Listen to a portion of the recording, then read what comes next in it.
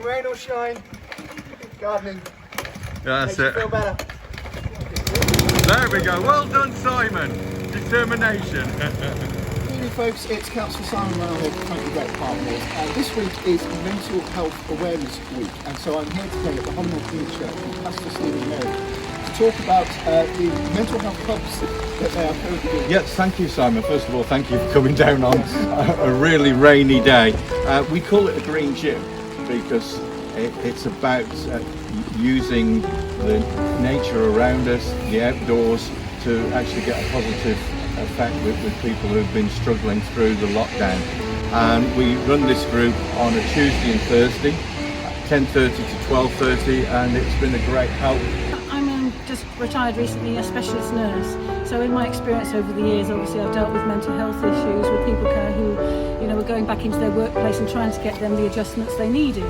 So, and also I've dealt with mental health crisis team and social workers and those sort of specialities. I came along to this church and was amazed to find what was actually going on here, and when I realised that we could develop this mental health support issues.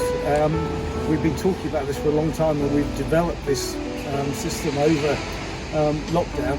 So what we found during the lockdown is that we've had people in who've had serious mental health issues, but they haven't been able to see anybody face to face. Suddenly that stopped, and of course that's really important to them. So we've had a couple of instances where people have wanted to commit suicide and been seriously ill, and trying to get them the help has been a battle, even for myself, to get them the help they needed, because they were told, oh, we'll pass you back to your GP, and of course GPs can only do so much.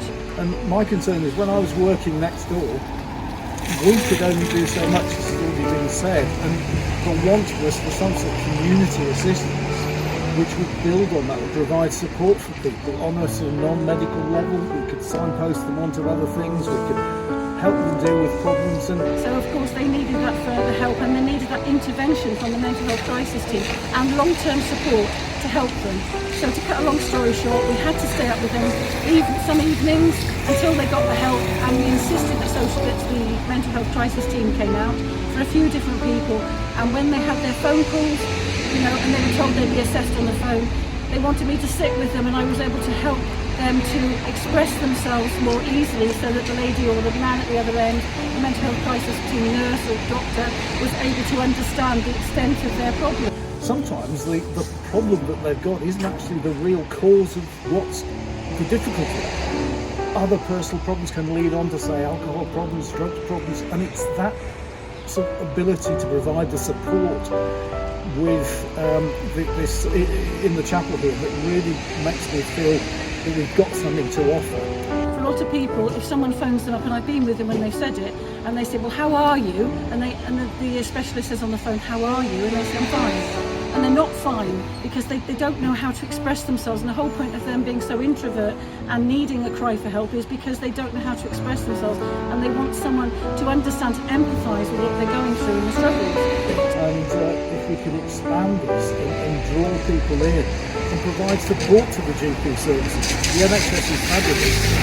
But if we can add the support in, ease the workload of the GPs next door, and provide the support to people, that's really what we want to do in these sessions on Tuesdays and Thursdays. So if you want to come in and you just want to talk to us, and even if I can just, any advice I can give, and we've got Dr. Andrew here as well, any advice he can give, we're here to support you, and we're here to fight for you to get the right help that you need, so you don't feel you're left alone and not heard. And this is why these sorts of local community services are so vital, because I totally and utterly agree with that. You need that face-to-face support. You do. Someone who has compassion, who can point in the right direction. It's about catching people, isn't it?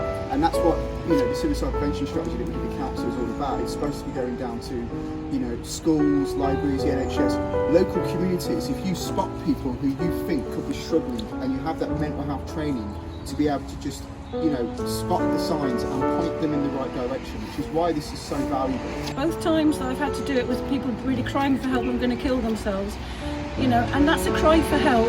And lots of people say that they don't really want to commit suicide. They want some help, and they want someone to hear them, and to hear them in this world, and hear their lonely voice, and to know that you care for them.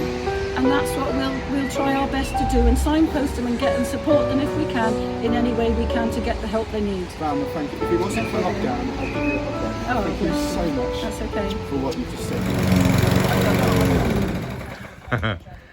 It's conked. Oh, we're going to go for it again. Yeah. Come rain or shine, gardening That's makes you it. feel better. There we go. Well done, Simon. Determination.